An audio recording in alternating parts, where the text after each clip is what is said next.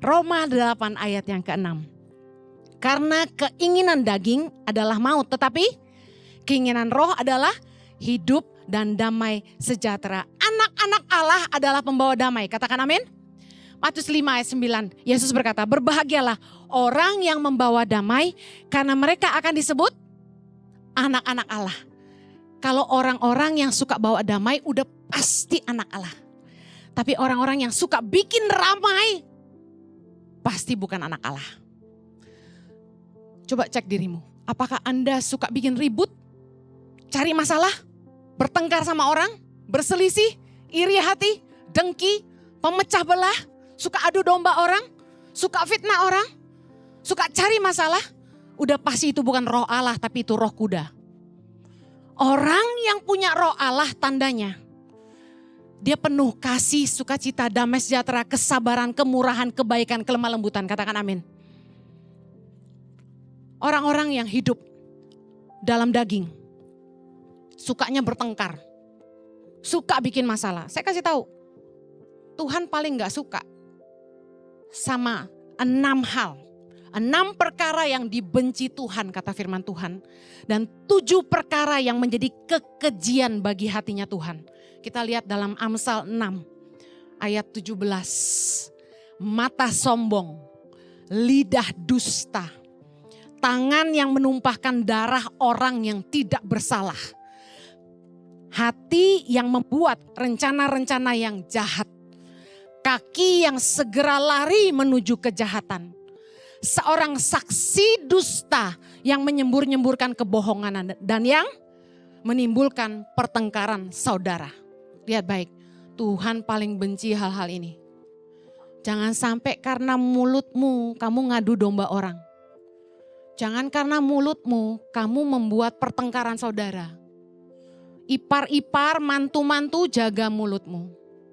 Jangan karena mulut-mulut para ipar dan mantu adik kakak bertengkar. Ada amin? Jangan sampai menantu dan mertua bertengkar. Wah, saya diadu domba sama mertua saya sama orang berapa kali. Makanya hiduplah dipimpin roh. Orang yang punya roh Allah pasti punya kasih Allah. Jangan sampai selalu cari gara-gara. Gini, orang mau cari gara-gara sama kita. Kalau kitanya ndak peduli sama dia, ndak lawan dia, ndak akan ribut. Anda percaya? Tapi Bu Heni kalau dia benar-benar cari gara-gara gimana? Saya udah dicariin gara-gara berapa banyak sama orang. Ada yang nantang saya di YouTube. Saya tantang Ibu Heni, jawab saya gitu. Responi saya. Saya ketawa. Ngapain gue ngelawan orang kayak gitu? Cuma nebeng tenar doang pasang foto saya di YouTube-nya. Nggak usah. Kita nggak usah ribut sama orang. Saya tiap kali dicari gara-gara sama orang, saya nggak reken. Ngerti nggak reken? Orang tuh capek kalau mau ribut sama saya, nggak bakal saya ladenin. Gue ampunin, gue ajak makan. Jangan gitu terus ngajak saya berantem ya, biar ditraktir makan gitu. Saya tuh percaya firman Allah. Kalau Anda hidup dipimpin roh Allah, Anda suka damai. Anda enggak suka berselisih sama orang. Saya kalau udah lihat orang ngegas-ngegas mau cari gara-gara sama saya biarin aja, saya cuekin aja. Saya jalan aja. Paling males berantem sama orang. Makanya kita jarang berantem. Saya sama suami saya, kalau suami saya udah ngegas, saya diemin. Kalau kita itu ngerespon dengan marah, pasti bertengkar sama siapa aja. Suami saya udah pernah cerita kan, ada anak hamba Tuhan mau pergi pelayanan, nyerempet mobil orang, kena spionnya. Bukannya minta maaf, malah dia cari gara-gara. Yang ada malah ditabrak sama orang. Apa nggak mati konyol tuh? Jangan karena emosi kita, suka berantem sama orang sok jagoan. Saya paling nggak suka lihat orang sok jagoan. Gak usah, kita anak Tuhan ngalah aja. Ngalah untuk kebaikan, untuk keselamatan. Jangan sampai kita sok gara-gara di jalan kita dipukul orang loh.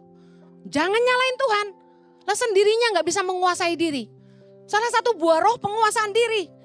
Biar orang maki-maki kamu di muka kamu, kalau kamu sabar dan menguasai diri, orang itu enggak bisa apa-apain kamu. Amin. Wibawamu yang akan membuat kamu tenang. Enggak usah lawan orang jahat. Roma 5 ayat 5 berkata gini, dan pengharapan tidak mengecewakan karena kasih Allah telah dicurahkan di dalam hati kita oleh Roh Kudus.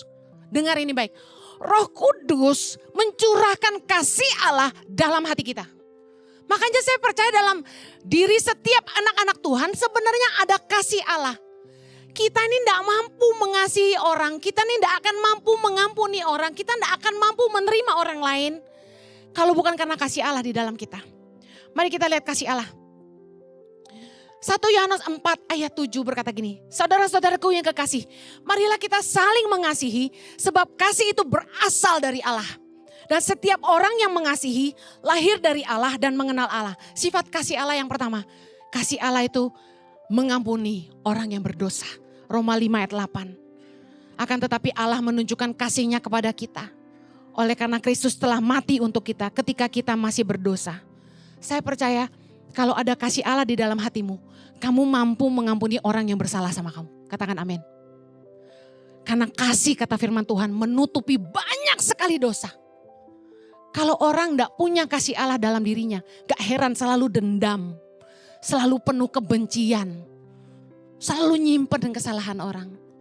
Anda yang saat ini, Anda mungkin sakit hati sama orang, benci sama pasanganmu, tidak bisa ngampuni mertuamu. Dengar, angkat tanganmu dan berkata kepada Tuhan, penuhi hatiku dengan kasih-Mu. Karena cuma kasih Allah yang memampukan kita mengampuni orang yang bersalah. Sifat kasih Allah yang kedua, mau berdamai dengan semua orang. 1 Yohanes 4 ayat 10 berkata, inilah kasih itu.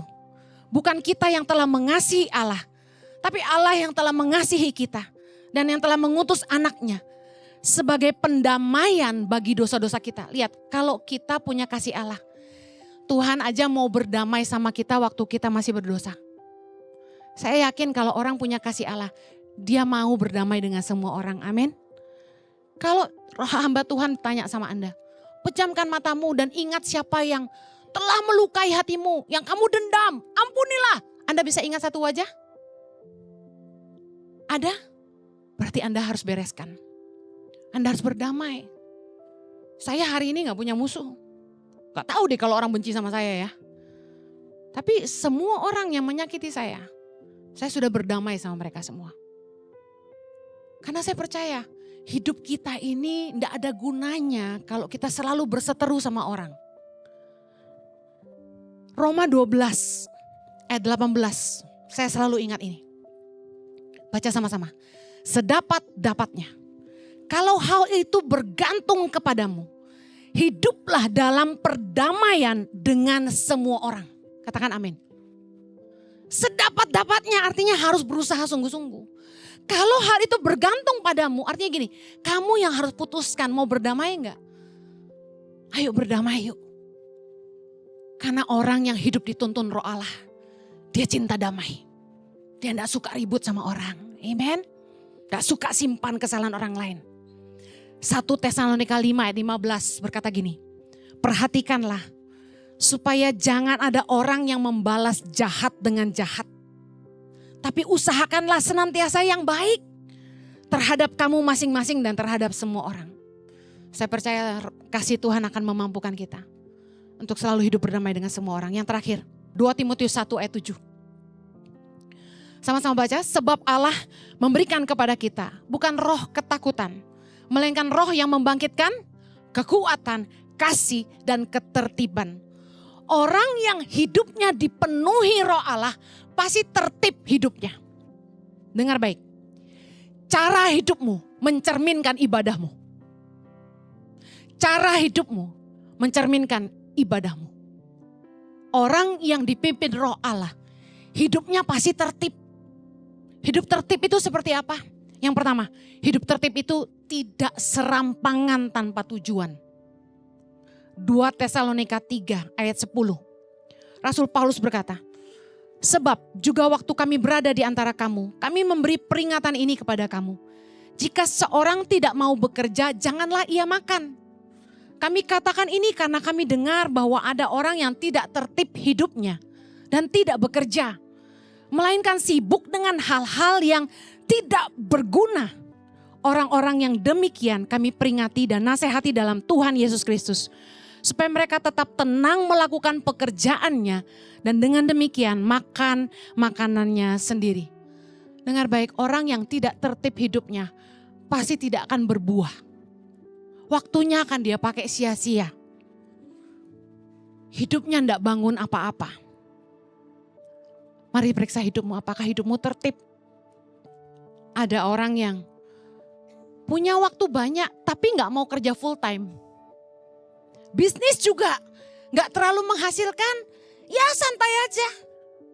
Pakai waktu kongko-kongko, pergi makan, yang asik gini, cari temen yang bisa traktir makan.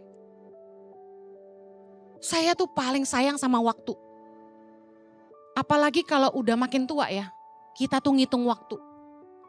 Jujur kalau ulang tahun tuh bersyukur tapi sedih. Makin tua aku Tuhan. Jangan buang waktu. Jujur ya, saya paling gak tahan kalau disuruh duduk di mall, gak ada ngapa-ngapain gitu. Suruh naik eskalator dari G sampai ke lantai 5, muter-muter lihat toko gitu. Ngapain? Yang paling gak jelas nih kalau udah nemenin orang tua makan misalnya gitu. Yuk makan yuk. Kalau saya orangnya gercep gitu. Pesan, bahkan sebelum nyampe udah pesen duluan. Supaya nyampe langsung makan. Ngobrol sebentar, 1 jam sama mama gitu 1 jam. Habis itu saya udah lihat jam. Oke, yuk let's go, come on. Yuk pulang yuk. Soalnya mau ngapain? Karena menurut saya pembicaraan yang paling berkualitas cuma 1 jam. Lebih dari itu kita udah ngomongin ngalor ngidul gak karuan. Kecuali kita meeting kerjaan ya, gak kelar 2 jam. Kecuali kita konselingin orang, makanya jangan mau dikonselingin saya. Saya paling gak betah. Begitu dengar orang buka omongan gini, Bu Heni saya cerita ya dari saya kecil ya. Oh, waduh kaget gue langsung. Stop. To the point aja, masalahnya apa? Saya cerita dulu. Aduh, saya udah langsung.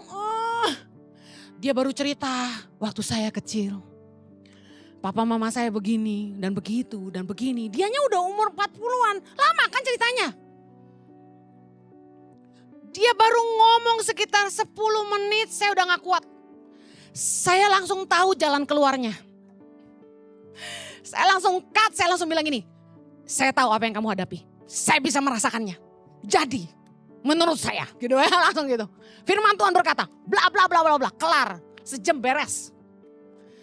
Saya paling gak tahan dengar orang ngomong diulang-ulang, diputer-puter dari A sampai Z, nanti Z ke A. I don't have time. Kasihanilah kami. Tahu nggak? Saya tuh pengen banget bisa punya waktu lebih buat anak-anak kandung saya gitu loh. Tapi orang tuh nggak seneng kalau aku tuh di rumah, heran. Udah WA saya ngajak makan, saya tolak. Saya bilang maaf nggak bisa. Saya baru selesai leaders retreat di Bandung. Saya pulang ini udah harus siapin firman 2 buat hari Minggu. Oh gitu ya? Oh ya udah. Kalau besoknya aduh gak bisa, aku cuma punya 1 hari di Jakarta, habis itu harus ke Bali. Oh gitu ya. Tadi ketemu lagi, makan yuk. Aduh please lah. Kok gak ngerti sih gitu. Saya udah gak mau makan-makan lagi, jangan ajak saya makan. Udah cukup. Kalau penting banget gitu ya antara hidup dan mati, saya pasti mau. Tapi kalau cuma sekedar makan, puyau. Wajan tuh lah. Makan udah kebanyakan, makanya kayak gini. Sampai harus olahraga terus. Gara-gara ke Bandung kemarin bablas, kan rugi kan udah sampai Bandung gak makan kan. Wah saya sampai gak makan seharian kemarin. Suami saya sampai marah, kamu jangan keterlaluan begitu. Begitu mah mulai kambuh, cepet-cepet ambil nasi 2 sendok. Dengar. Orang kalau nggak tertib hidupnya tuh buang waktu nggak bangun apa-apa. Gimana caranya tertib? Hidup jangan sembarangan, harus punya tujuan. Setiap hari kamu mau ngapain tuh harus ada target. Jangan ikut semua komunitas, semua WA grup kamu masuk. Buat apa? Kalau ngomongannya gak membangun, gak sesuai dengan visi kamu buang waktu di situ. Suami saya ngajak saya, yuk ikut seminar ini. Saya lihat seminarnya tentang apa? Tentang gini-gini. Gak ada hubungannya sama gue, gak mau, buang waktu, saya bilang. Anda belajar pun harus milih yang setara dengan visimu, yang bangun masa depanmu. Ngapain belajar misalnya tentang board game? Lah gue juga gak main board game. Jangan belajar yang gak ada hubungannya, yang gak membangun kamu gitu loh. Jangan habiskan uangmu untuk hal-hal yang gak membangun masa depanmu. Jangan sembarangan spending money, ikut investasi ini itu. Saya kasih kuis, kamu jawab. Kalau kamu jawab nanti uangnya kamu setor sekian, kamu dapat sekian. Anything that too good to be true is not true. Tawaran-tawaran investasi bodong, bunga 40% dan sebagainya, itu bohong semua. Jangan ikut. Uangmu hilang. Kami udah capek konselingin orang yang habis uangnya karena investasi bodong. Yuk, kalau Anda tahu ada orang terdekatmu yang hidupnya tidak tertib, firman Tuhan berkata, kami juga menasihati kamu. Saudara-saudara, tegurlah mereka yang hidup dengan tidak tertib. Tidur larut malam, bangun siang-siang. Kerjaannya main game, ngecek HP. Ada emak-emak yang susah tidur, lalu minum obat tidur. Padahal hidupnya tidak tertib. Tengah malam masih main HP, ngeliatin reels, makanan ini, makanan itu. Shopping ini, shopping itu. Habis itu bilangnya susah tidur, bohong. Matiin HP-nya, tidur. Giliran di mobil, bisa tidur, berarti kan bohong tuh. Gampang tidur kok bilang susah tidur. Ayo tertib hidupmu, jangan main HP terus. HP itu taruh kalau gak ada penting. Saya kalau udah kerja, serius siapin firman, saya taruh HP saya siapin firman. Gak peduli miss call 10, gak peduli WA 100, gak bales saya. Saya ngecek WA, tertib, lihat mana yang penting, yang gak penting, read all. Yuk, jangan terlalu ngabisin banyak waktu jawabin grup-grup yang gak penting. Saya quit dari semua grup yang gak ada hubungannya sama hidup saya. Kecuali yang saya sungkan banget keluar dari situ. Terakhir, hidup tertib artinya kita harus ikutin aturan. Baca di rumah, Roma 13, ayat 1 sampai 7. Judulnya kepatuhan kepada pemerintah. Tiap-tiap orang harus takluk kepada pemerintah di atasnya. Sebab tidak ada pemerintah yang tidak berasal dari Allah. Dan perintah-perintah yang ada ditetapkan oleh Allah. Kalau kita hidup tertib, kita tidak akan takut hukuman. Orang tidak tertib tidak bayar pajak. Di firman ini di akhir ada tentang bayar pajak. Bayarlah pajak kepada siapa yang kamu harus bayar pajak. Lihat bayar. Bayarlah kepada semua orang apa yang harus kamu bayar. Jadi kalau Anda ngutang, bayarlah hutangmu. Pajak kepada orang yang berhak menerima pajak. Cukai kepada orang yang berhak menerima cukai. Rasa takut kepada orang yang berhak menerima rasa takut. Dan hormat kepada orang yang berhak menerima hormat. Hidup tertib. Jangan sampai korupsi. Jangan sampai begitu diaudit sama pemerintah baru kalang kabut. Saya bersyukur hari ini. Ketika Tangan Pengharapan tiba-tiba dapat surat panggilan. Dari Kementerian Sosial untuk diaudit. Bahkan Kementerian Keuangan mau audit Tangan Pengharapan. Saya bersyukur kami lulus. Amen. Karena kita sudah pakai external audit, public accountant sejak bertahun-tahun yang lalu. Saya bersyukur dibesarkan di Australia jadi saya tahu aturan ini. Dan saya bersyukur kami ditemukan berintegritas. Sehingga menjadi teladan buat yayasan-yayasan lain. Semua kemuliaan buat Tuhan. Tapi ingat hidupmu harus tertib. Kalau kamu tidak tertib, kamu tidak bangun apa-apa. Dan hidupmu jadi batu sandungan. Jangan salahkan Tuhan sampai kalau kita kena hukuman. Karena kita tidak tertib. Ikuti tata tertib lalu lintas. Jangan main handphone kalau lagi nyetir. Kalau kamu tabrakan jangan bilang Tuhan tidak jaga kamu. Amen. Berhikmatlah dalam hidup kita. Kita akhiri.